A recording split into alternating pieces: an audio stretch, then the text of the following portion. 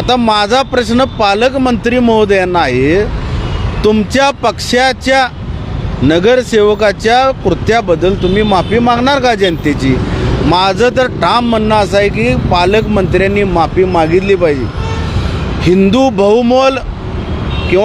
बहुमूल्य मतदारसंघामध्ये निवडून येणारे सन्मान्य मुश्रीफ साहेब हे श्रेष्ठत्वाने आणि ज्येष्ठत्वाने फार मोठे आहेत पालकमंत्र्यांच्यापेक्षा, तरी त्यांनी जनतेची माफी मागितली.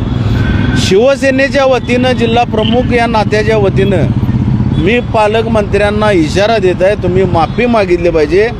अन्यथा येणाऱ्या जनरल बॉडीमध्ये महानगरपालिकेमध्ये येऊन आम्ही त्यांच्या पदाधिकाऱ्यांना, त्यांच्या नगरसेवकांना महापौरांच्या समक्ष काट्या वाटप करणार आहोत. काट्या, ह्या काट्या घ्या आणि एकमेकाची डोकी फोडा. काम तुम्ही करू नका.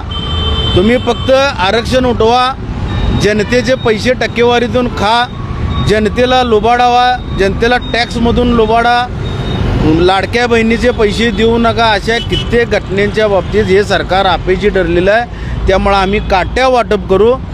पुन्हा एकदा रिपीट करतो, ज्या पद्धतीनं सन्मान्य मुश्रीफ साहेबांनी जनतेची माफी मागितलेली आहे त्याच पद्धतीनं पालकमंत्र्यांनी त्यांच्या धनुष्यबाणाचे जे नगरसेवक आहेत, जे गुन्हेगारी प्रवृत्ती वारंवार व्यक्त करतात, सभागृहामध्ये चुकीची भाषा वापरतात, अशा व्यक्तीबद्दल पालकमंत्र्यांनी ठामपणे जनतेची माफी मागावी.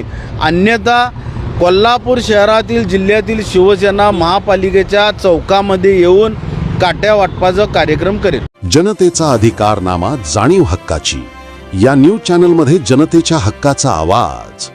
सत्ता व्यवस्थेचे प्रश्न थेट तुमच्यापर्यंत. जाहिराती आणि बातमीसाठी आजच 70 57 87 98 02 शी संपर्क साधावा.